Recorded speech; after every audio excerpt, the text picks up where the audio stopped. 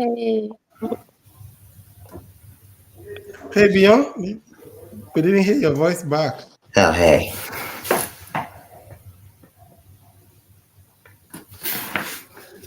Okay, sure.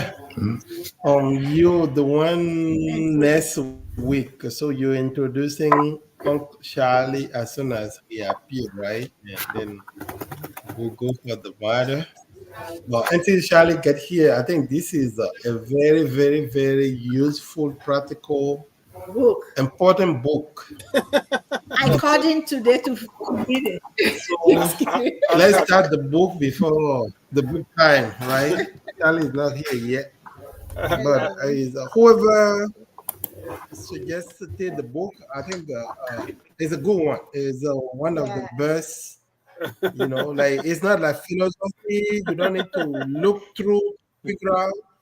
It gets straight to the point of do this, do that, don't do this, do this. They rip you off, and you save money here. And I think I like that. I think whoever suggests the book. if the person can drink wine, I'll buy wine for that person. Because you know that Whoever suggested. I cannot drink. Oh, That's no, Arun I or have a Lisa, bottle of right? whiskey So for we gotta him. get something So else. we'll get something. If you were able to send the meat to Texas, we'll send something to you. Yeah, we'll give him a. Amazon can deliver. Amazon can deliver in No, Vegas. Yeah.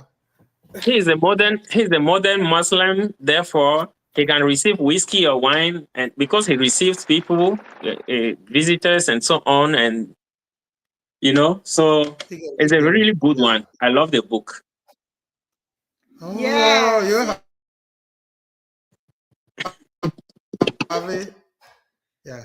I'm reading the He didn't have a hard transcripts, no, copy. what is it? The The PDF. PDF. Yeah, we gotta buy the hard copy in this house. We ordered the hard copy also now. in this Oh house. yeah.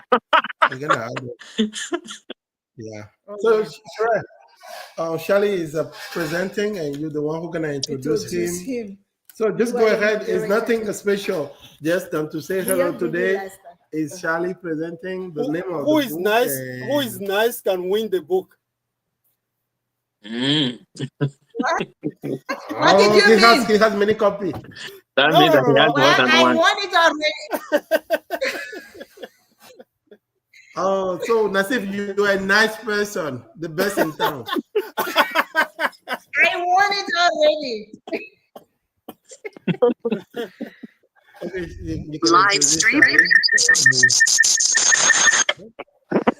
Deal? Maybe. No, No, he's he muted. is. No, It it, was, it, was it came echo. from me. Okay. Okay. So, welcome everyone. I hope everyone's having a good night. So I guess I'll introduce Charlie, though I think a man who needs no introductions. And I think he'll just start off with his presentation shortly. So I'll hand it off to you, Uncle Charlie. Thank you. Thanks. Thank you. You did it. He got it. Mm. Good job. Yeah.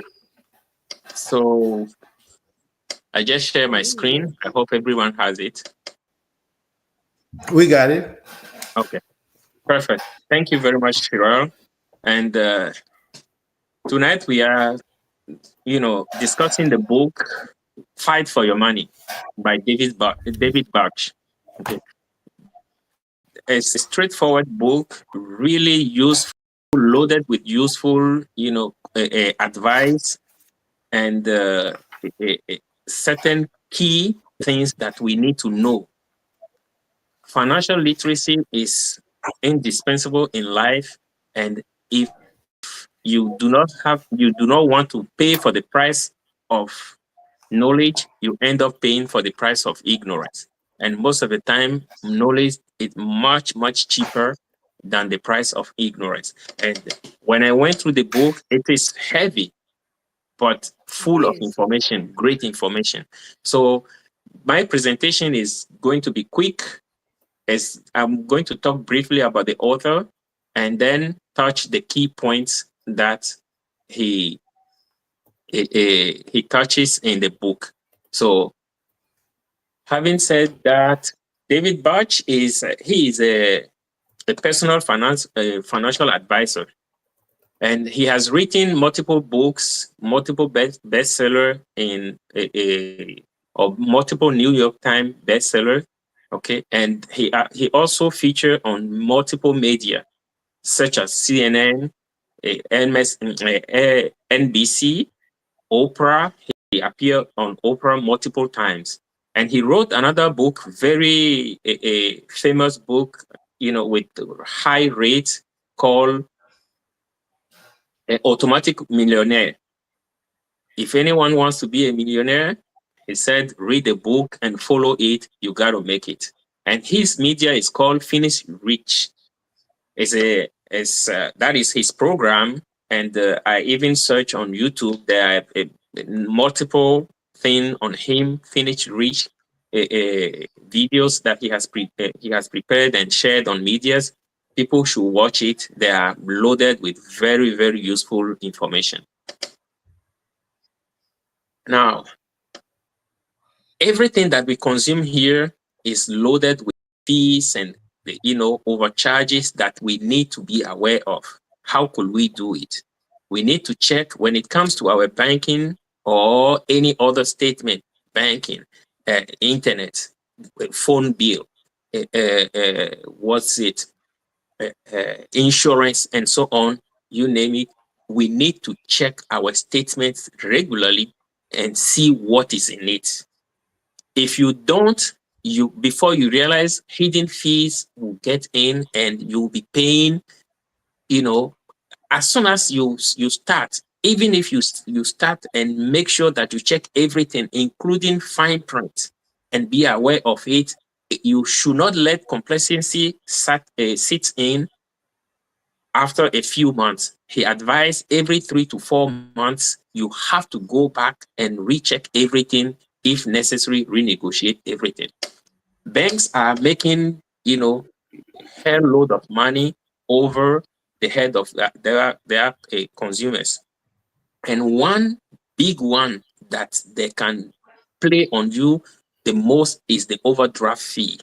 Overdraft fees can hit anyhow, and they even have a way to plan it. If you have a big a payment coming in, followed by subsequent small ones, sometimes and they know that there are 2-3 subsequent small fees that or charges that follow the big one. They could use the big one quickly and then send your account to overdraft, then followed by the small one, and then subsequent, until recently Congress came in and then stopped that practice and said that once an account is on overdraft, it has to remain on only one overdraft until it is resolved.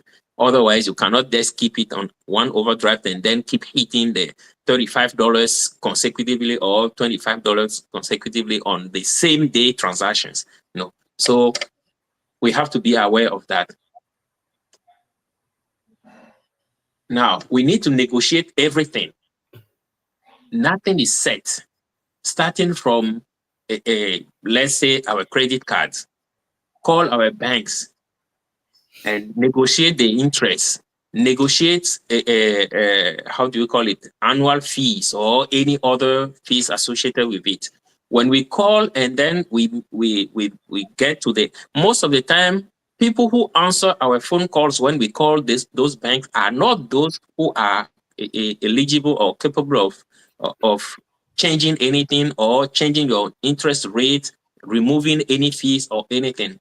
Let's go straight to their bosses. Ask for their supervisor, who is in charge of this, and then from that person, if it doesn't work, ask for his boss, and so on. And then eventually make multiple calls, not one call, and people can show you that there's no way on this earth this interest rate is changed and everything. Just accept. Or sometimes if you see that the person is already anyone you could not convince, quickly hang up and then make another call until you get to the right one. You will be surprised how you could renegotiate annual fees, interest rate, and the like. The same apply to internet, the same apply to phone, and do not hesitate to go and find the competitors. Find information about the competitor that shows even something slightly better, and then come back, use that as a reference. and show them with evidence what you have already obtained, and you could see that you'll be giving a better service and better fees or better charges. Now, credit card and debit card traps, and this is a big one. Luckily, we discussed this in our group on Saturday, and we talk about credit cards advantages. We were not able to finish just with the advantages, and meanwhile the disadvantages are so many, and we could not call them only disadvantages, but they are traps that if you are not aware and pay attention to, you'll be ripped off and remain poor for life, while you every corporation here and there will be sucking your blood until the last drop. Okay. Now, one way to do things, we need to start from the core, which is working on our credit score. Okay.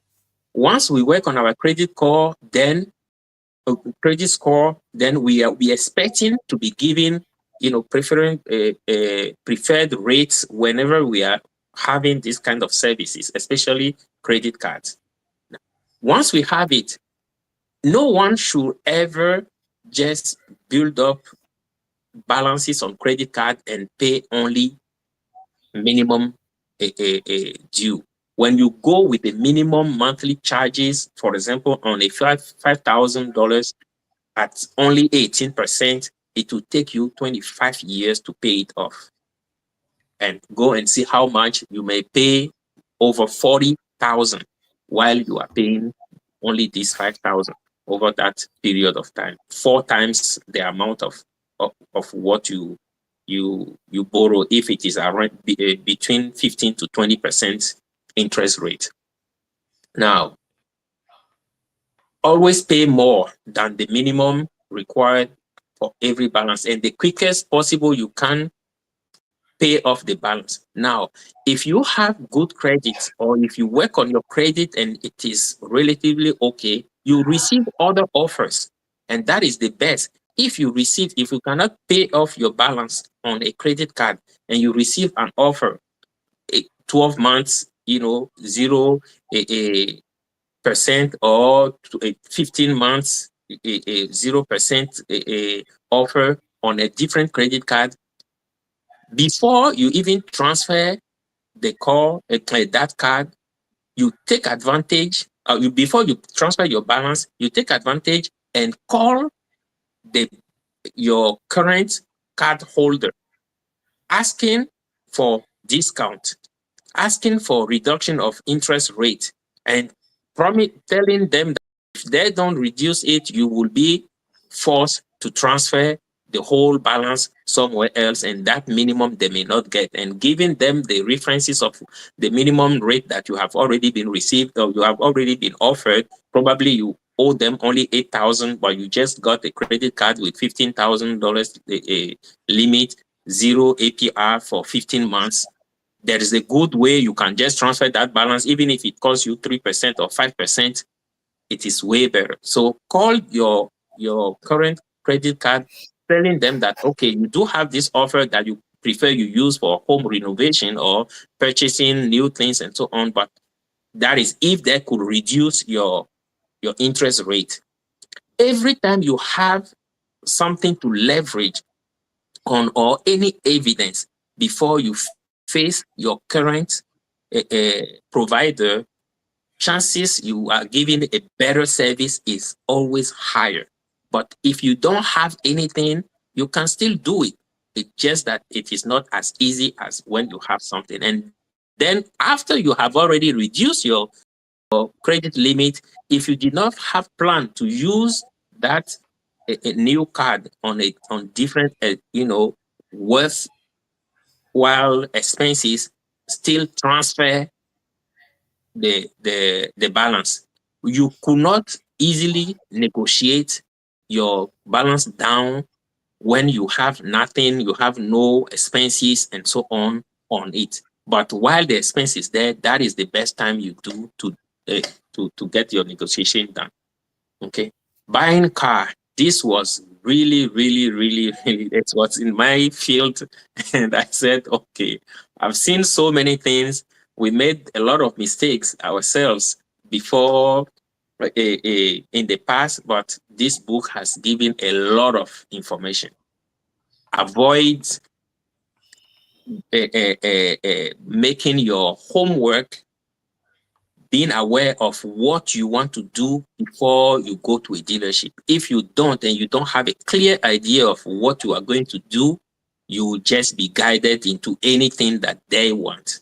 There's no way you get into a dealership buying a vehicle and then they do not have it, or they publish something online and you come there, they just put a $20,000 car. They could easily put 13,000, and everyone will be coming there. And when you once you are there, they will upsell you or direct you or tell you that, oh, it's just been sold, but we have something similar and so on, and guide you. They have a way to work people towards what they want. So you have to be prepared. The same way we prepare ourselves for interview, we have to prepare ourselves before we go to the dealership, knowing what we want, and then making sure that the dealership is not there to help us, but they are there to help themselves. Okay. Now, avoid a lot of fees. And the biggest way, or the highest, the biggest advantage one can have financing a vehicle is not to take the finance from the dealership, but to get your loan from the bank. If you get the loan from the bank and you come to the dealership, it's almost cash buying. Then you negotiate well and be able to get something good. All those warranties that the extended warranty and so on, they are not worth it. The probability that you make use of it is extremely low. It's true that it does happen once in a while, but you cannot take a bait and just let yourself go and take it like this. Another thing is, if you you are buying any vehicle, for example, from the dealership, there's something called the gap. If your purchase is well negotiated, most of the time the buying value is already less than the actual value of the car. Going and buying a gap insurance for it is a waste of money. It is when you do not have any way and you are just praying to be approved that you can go for those kind of things. Now, you should be aware of your credit score.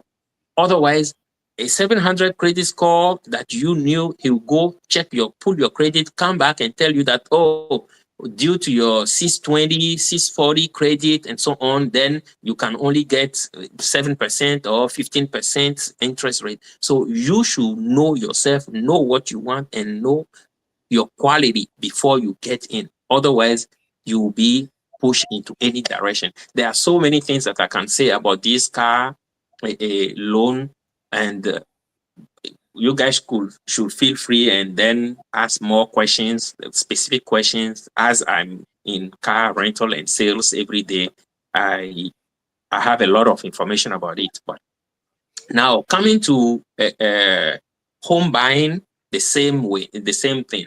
We do our homework first and then know what we want.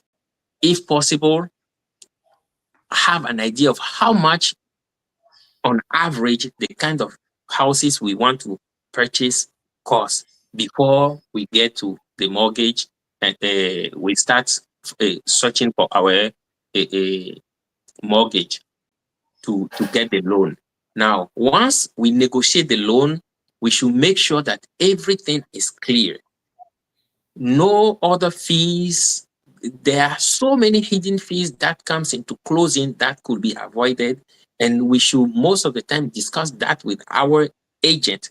The agent that is helping you have to know clearly, interview the agent in depth. The guy has given a lot of keys, key points you could use to be able to interview your agent. Find out exactly what he stands for, what he's doing, and what he's going to do for you. If he's the primary agent on the house you are buying, or secondary, and so on.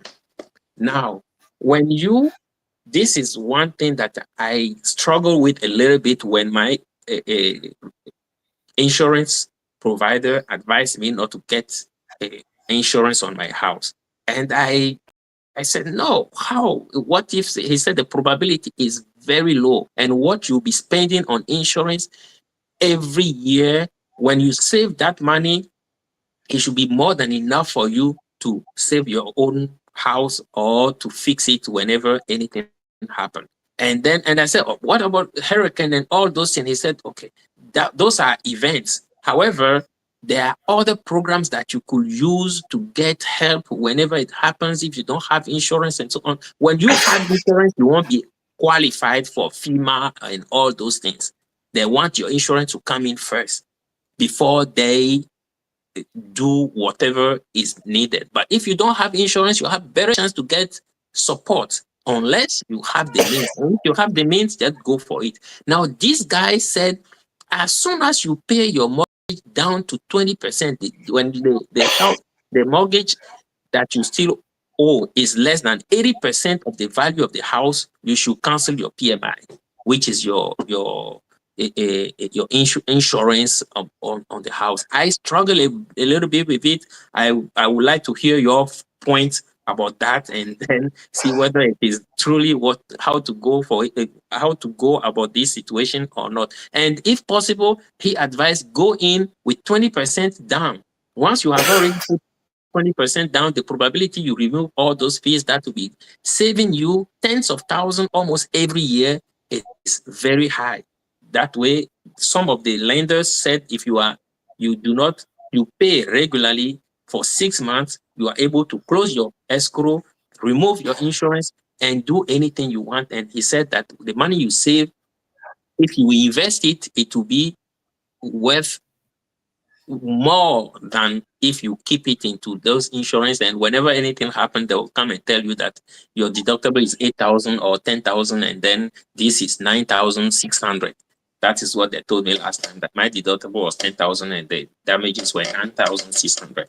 Okay, so, and also negotiate your rate, but negotiation shouldn't start from the day you are going to get the mortgage. You should be prepared and already work on your credit, improve your credit before you go for a home loan. That will save you a lot. And as he has given the example, 0.5% savings on a 300,000 mortgage could save you over 30 years more than 40,000.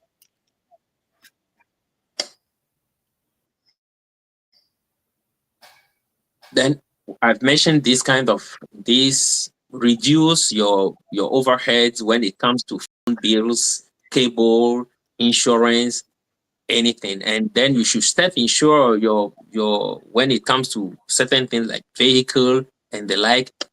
You don't just, he gave an example. If you go and purchase a life insurance, for example, and you put that extra $100, let's say that your insurance is 150 full coverage, and then you purchase a life insurance for $100 a month, and you are able to get a 50 just liability coverage, and you put that $100 into the other investment, which is the insurance, regularly. Whenever you have issues and you are able to go for your cash value from your insurance, it will give you better thing. That, in other words, I got a little confused with this book and the other one that we just read, but they're all geared toward the same thing. Save your money the most possible and don't just spread it around. Any way you can recall your phone provider, your internet provider, to renegotiate your rate is always the best. And then when it comes to travel, the same thing. Do more research, and then don't just go rental. Don't take a rental from the airports. It saves you way more money to just take a cab to the next rental company than to pick it at the airport. What else?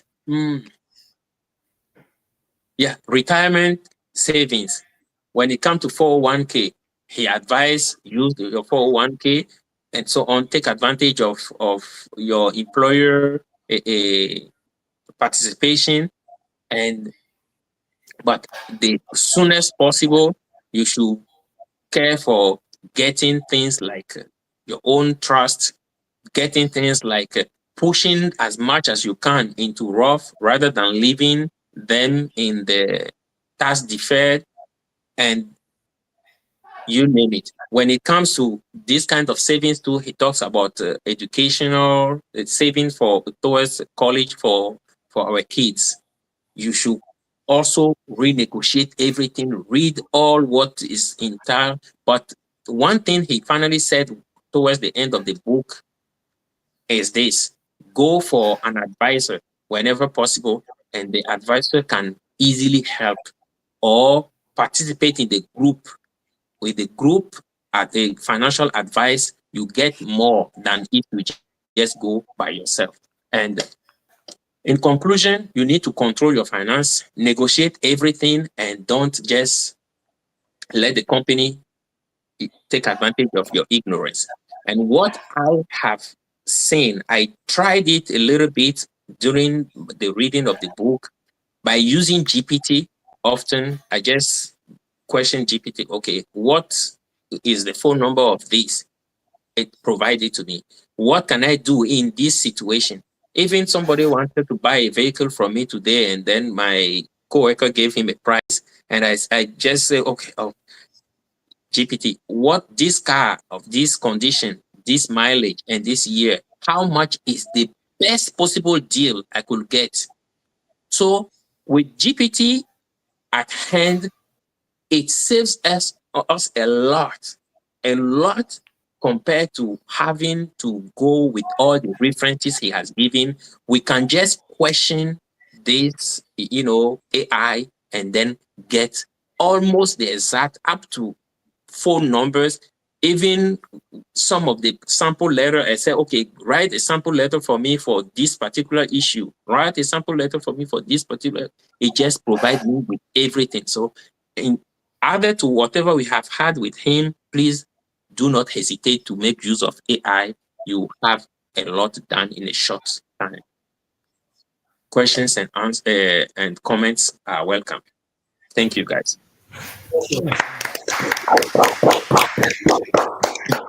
God. Thank you. Thank you for the presentation. It was No great. problem. Okay. Sorry, it takes a little longer than I was anticipating. I'll do better next But I time. mean, if everyone sticks to the 3 hours, we should have enough time for everyone to speak. Okay. Okay. I guess since I'm the one adjudicating, I'll go first. So once again, let me start my time. Okay.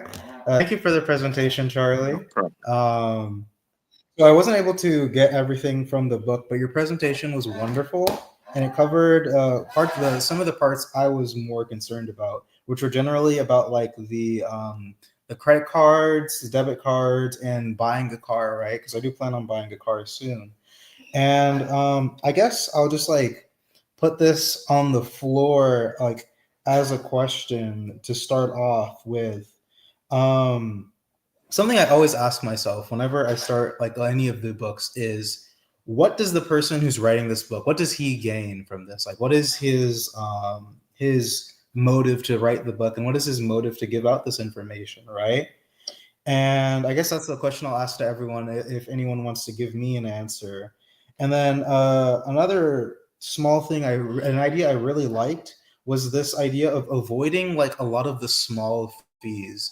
Because something that happens is that a lot of places will tack on fees. And then as soon as you give them pushback or you give them pressure, like, why is this fee here? Explain the purpose of this. They just wave it away, right? Because they're just to take money from people who don't think that hard about it or don't think it's worth the effort of fighting back, right? And then what is another thing I wanted to add on is this idea of avoiding interest as much as possible. Interest is like the driving force of all modern banks. If any place is like oh, we'll give you this really cheap deal, or oh, we'll give you this really cheap monthly payment. They always make the money on the interest. So yeah, it's just as best as possible to avoid interest, renegotiate interest rates as much as possible. And once again, I want to thank Charlie for the presentation, and I cede the rest of my time. So whoever wants to go next, feel free to. Thank you. Thank you. I want to go next. Okay. But Beyond, before you go, can we answer Sherelle's question? I was about to Like answer. you say, what is the motive? The motive. You want to answer him? Yeah, Mhm. Go ahead. sure. Go ahead. Okay, first I want to thank Charlie for the presentation. Thank you And, too. and about Sherelle's question, I think the reason he wrote this book is because he got shafted by a financial deal or something like that. That's probably it. Okay. Yeah. That's Yeah, a pretty good thank reason. you. Yeah. And now, what about That's a good your point. comment on the book? Thank you, Beyond. Yeah. Mhm. Okay. I The book. I didn't read the book, but from what I managed to find out about it, the key points I found out about it is focus on consumer awareness, empowerment through action, and displaying real life examples to illustrate his points. Okay, Okay. yeah, that's cool. Yeah. That's very nice. Okay. Thank you, Beyond. Good. I would like if you guys allow me to answer Shrek just a little bit, not too long. What is the motive to write the book? It might be many.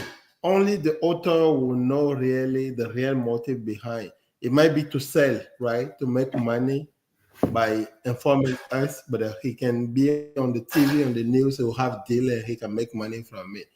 Another one also, like when Colum was reading the book, Colum was telling me, hey, Thomas, many of the things in the book are the things that you are doing already, that you talk about most of the time. Maybe if I was a native English speaker, I might write similar book, right? Because some of the idea explained in the book also is. And if I join Beyond, if the system beats you enough and you get hurt enough, at some point you might say, whoever want to read, I want them to be aware because some other people gonna be used anyway. But the people who would like to read, they will know, okay, these are the rip-off, these are all of the, the whole they put out there. And if you don't know, you're falling in. Nobody ever told you you're falling. So he's helping us, but he's saving himself also one way or another. So that's my answer for you. And I have a question for Charlie. Yep. When you read this book, or when you read this book, do you still think that this country is a Christian country?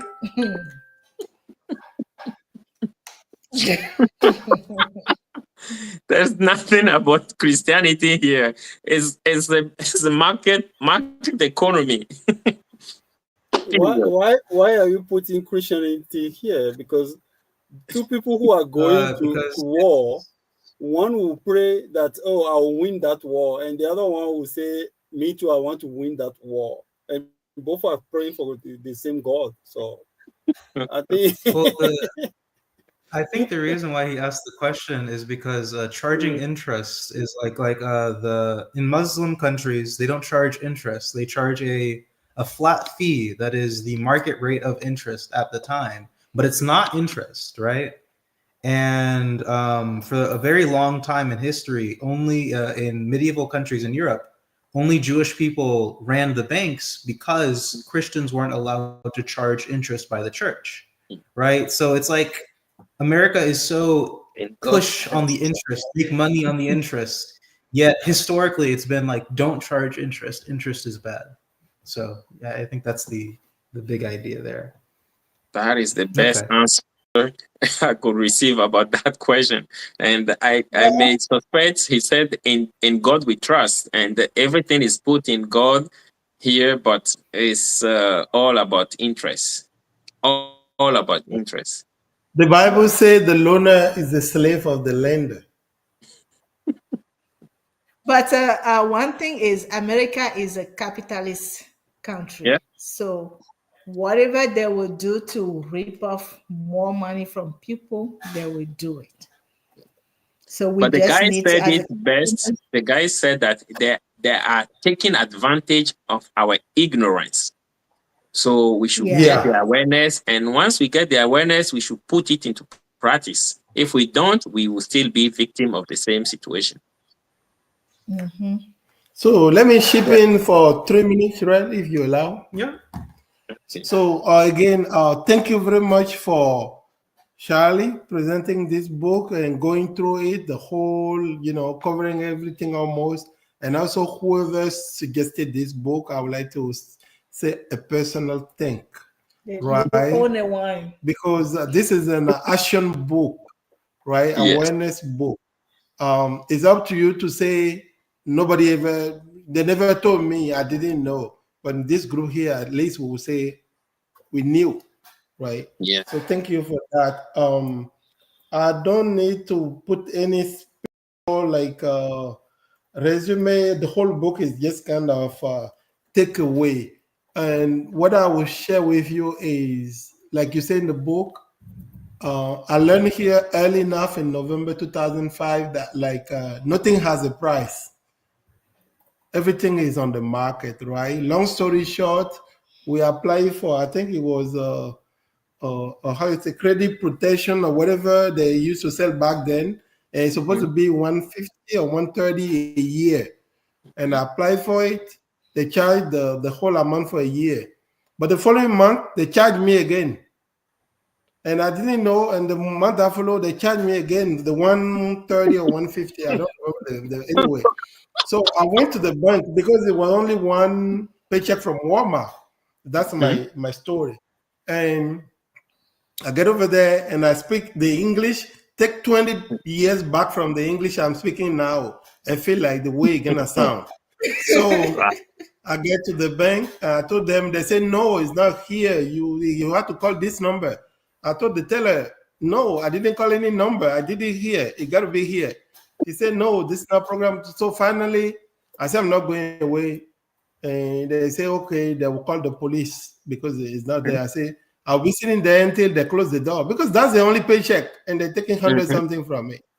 So Mhm. finally, they took me to they talked to the manager, and the manager came, Veronica Martinez, and the manager came and asked me to go, and we get to the room and say, what is the deal? I said, I came here, they offered this thing, I apply, and I pay.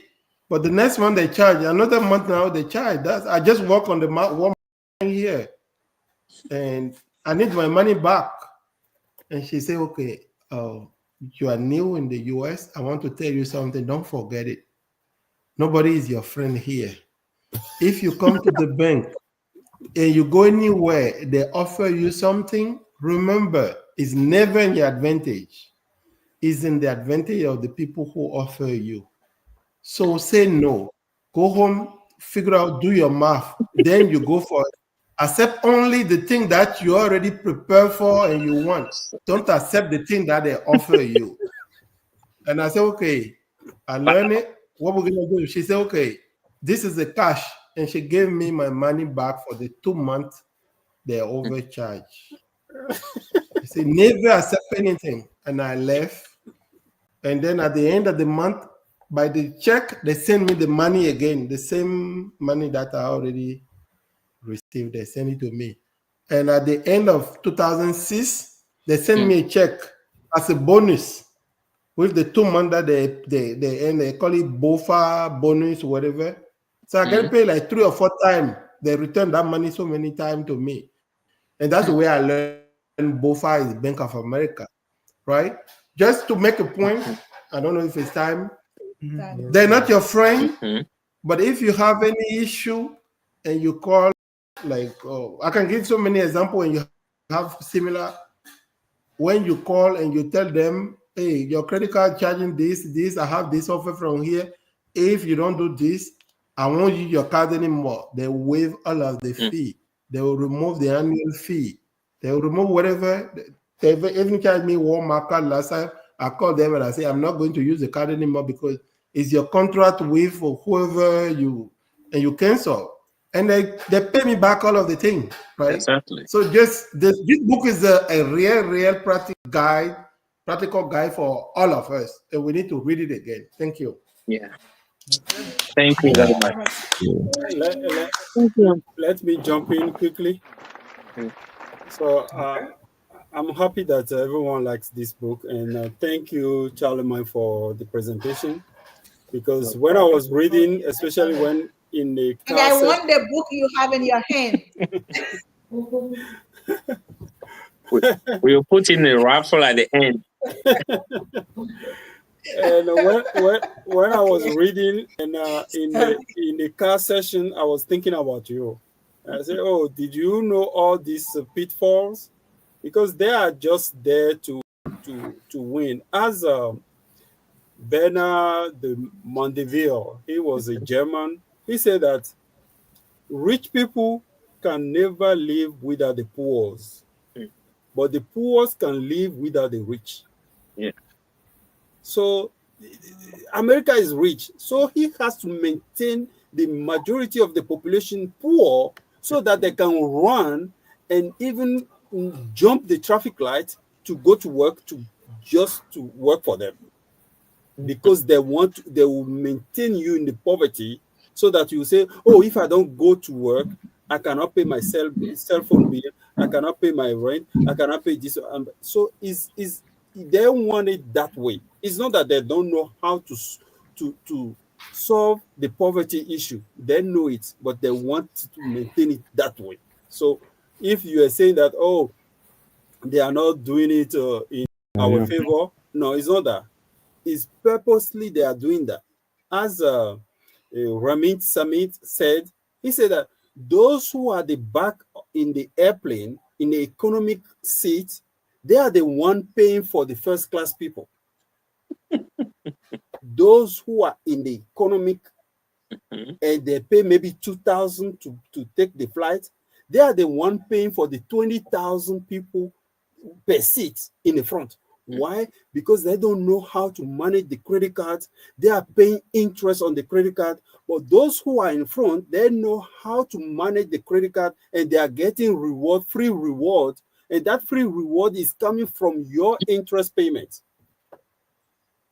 So it's something that we have to be very, very careful about it.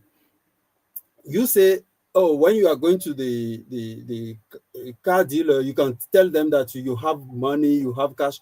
Never inform them at the beginning, No. because if you inform them, they know how to put other things on it, so that what they are losing on the credit card side, they will get it from another way. So just pretend that you are, oh, I can give you 20%, I can give you this off, I can give, until at the end you say, oh, by the way, I bring a letter from my bank who already approved my, and then you get them. But if you inform them in the beginning, they know how to get you as well. And Sharon was asking what is the main purpose of the person, how the author. I think there are Mhm. three. Yeah, there are three. One, Fred Thomas said already, is the money, but another one is the notoriety. When you write a book and your name is there, it's kind of for, oh, someone they arrest you at the airport, you can take that book out and say, oh, I'm an author, and then the notoriety comes in from there. And another way is the fact that he was in a bubble. He was in the middle class, that he doesn't even know that there were so many things like that happening. Payday loan, this loan, that loan. He didn't know. So when he went to Opera to talk to the real people, he realized that, oh, there are a lot of people who don't even understand the ABC of the finance. That's why he get in. So those are the three things that I feel like is he is doing for real finance, book revenue, activation reference, and the PI as well. They put another law now Mhm. that they don't want to take it off anymore. Mhm. Oh, really? Even though, yeah, they're trying to do it, and even that PMI, before you take it off, is if you go through the FHA and you had to pay your way down to the 20%, is almost 10 years before you get that one off. So they know how to make things, and is Implement terrible. Is terrible. And the I'll finish with the interest. The interest came to America recently. Not all the state want it. South Dakota was in dire straight financial issue, and he said, "Oh, you credit card company, come to my state and do it."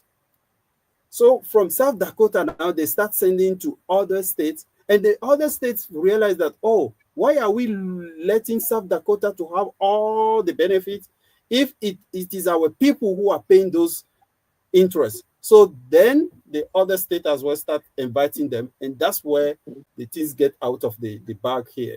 So yeah, definitely is a book that we had to. It's not a book that you read and say, "Oh, I want to remember everything," but it's a book for you to know that, oh, it's there for me. If anything issue comes, you go there and use it as a reference, especially the letters. Yes.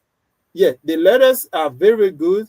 And as Charlemagne was saying about the AI, yes, the AI is good, but if you have already the sample of the letter and give to the AI, is even better for it to do from there. And thank you for the group to forcing us to review other books and read. Our reading the books is very, very interesting. Thank you. thanks, sir. Thank you, Thank you Aaron. very much. Thank you. I'm just gonna jump in Mhm. real quick. Um, I just want to thank Charlie for the presentation.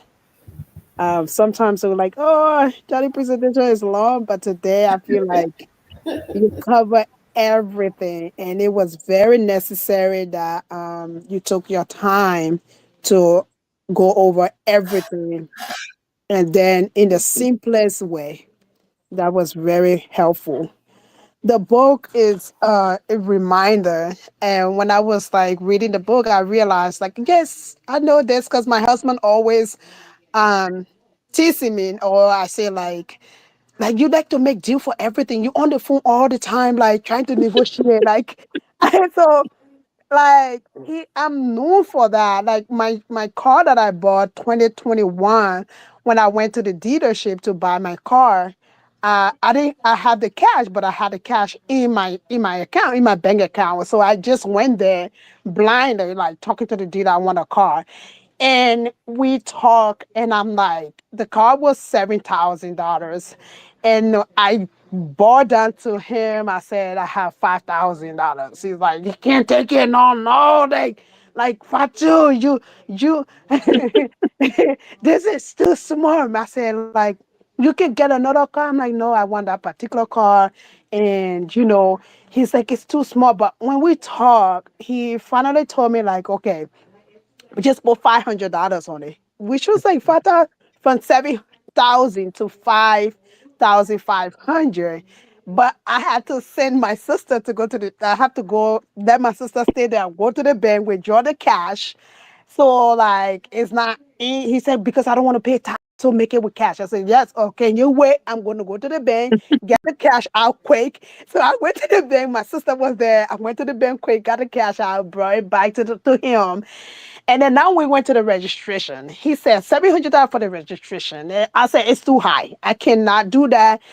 He said, "Oh, I have to do this." I said, "Look, I use Charlie." I said, "Look, I know a friend who is a dealer, and when he go register the car, all he have to say like he paid small money for the car." Right. So he said, like, maybe just what you can do is that you can say you pay 3,000, I paid $3,000 for the car. That way you register the car. He was like, yeah. But I mean, like that negotiation, he didn't like it, but at the end of the day, I end up paying really less. 350 or $400 just about if I register it myself. So like I have even that interest. Like I learned about the credit card interest when I first came to America in college, in community college. We were lucky enough to have a professor who went over credit cards. So I was very good with my credit score and stuff like that until like I invited family in and everything choked me, but I was aware of those interests.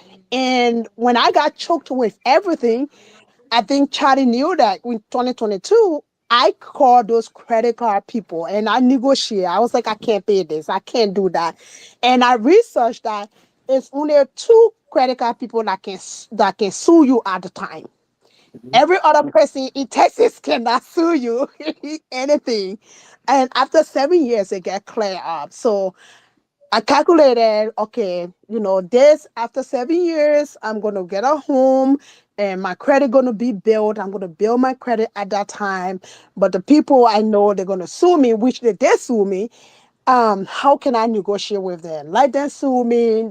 I was served, and then I called them. Okay, we're gonna go to court. I'm ready to go to court, but I can offer you. I can pay this. I can pay 50 or 60% of the 50%. I was actually asking for 40%. They were like, no, you can pay 50%.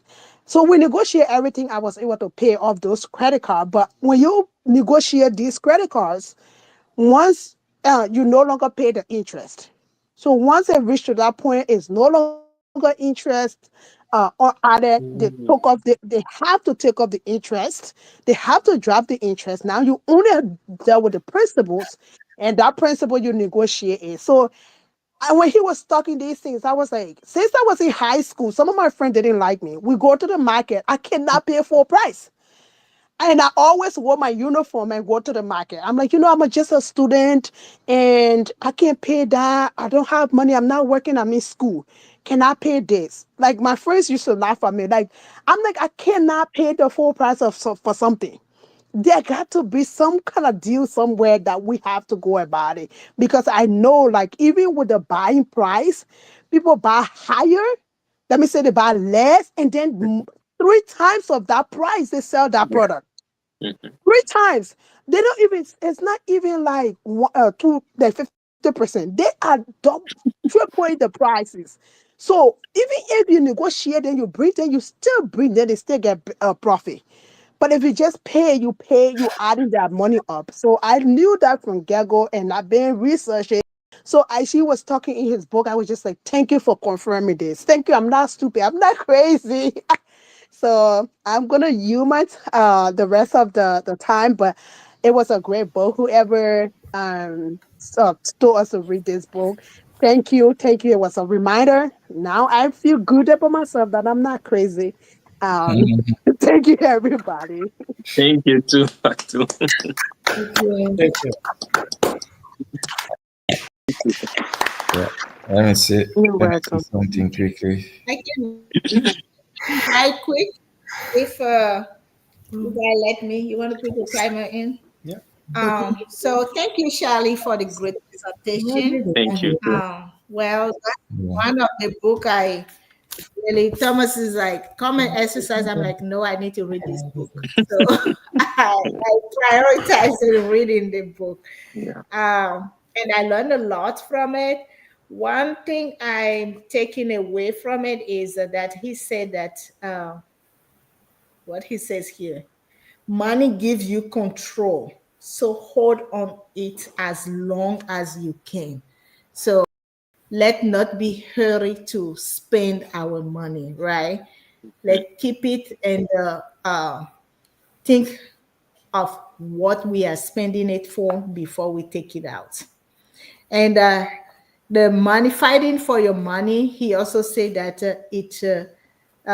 you need to have a mindset and attitude to do it. So if like Patu said, if you don't have that mindset and you are shy with all bargaining, you will just give them your money and leave. So you have to have that mindset and be ready to bargain the deals. So if you are shy, they'll eat you like a crab.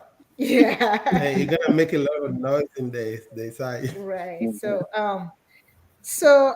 One thing, question I have uh, is he says somewhere that when you are buying, book an airline ticket one at a time. So that point I don't understand. Is it one person at a time or one trip at a time. I really don't understand how we will save on that. Another question is a 401k debit card that people get that rip them off. Uh, I don't know how people get it. See if anyone has Ask information about it. the elaborate the question correctly. So 401k debit card that people get. They use a 401k debit card. I don't know. I never heard about it before. I'm curious about what it is. Thank you again, and thank you for the person who suggested the book. I really enjoyed it. Thank you.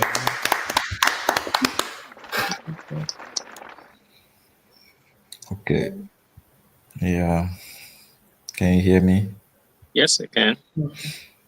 Okay. Thank you, Mr. Charlemagne. And thank you everyone for the wonderful presentation. Very good book. No problem. Yeah. So I just want to add that United States and this world actually is capitalism, right? So it's about you know everyone with the desire of taking advantage on other people. So is whether you take advantage or they will take advantage. Now, if they don't take advantage or you don't take advantage, you definitely have to find the middle ground, and the middle ground will be found based on negotiation, and you negotiate based on the knowledge that you have on whatever subject or matter it is. So it's very important to educate ourselves financially, and then you'll be able to even when you bargain, when you negotiate, when you're negotiating, you negotiate based on the knowledge that you have on that specific object that you let's say you're trying to buy something. You negotiate based on the knowledge. You don't just negotiate just like that, right? You negotiate based on the information that you already have prior to whatever purchase or whatever you're trying thing what you're trying to buy basically. So yeah, let's educate ourselves financially. It's very important. The book is good. It's a lot of information actually, but the only thing I wanted to say is make sure you negotiate, and prior to that, educate yourself financially. That will definitely set you on the right path. Yeah. Thank you. I wanted to Thank add. you. Thank you. Thank you, Steve. Yeah. So that's what I'm okay. Anyone I'm want to just gonna answer one of your question? questions. The one about the 401k is basically a debit card for your employer. So you apply for a loan, and then once they approve the loan, it'll go to the debit card, and then that debit card it still has fees, it still have interest, and you're gonna pay that money within 5 years. So that's how it works.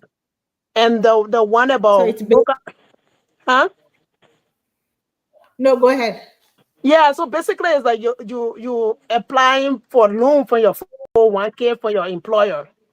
And then that money will go on a debit card, and you will start using that debit card instead of it coming to you in check, or in check, or then sending it to you and then you cash it out and put it in your regular bank.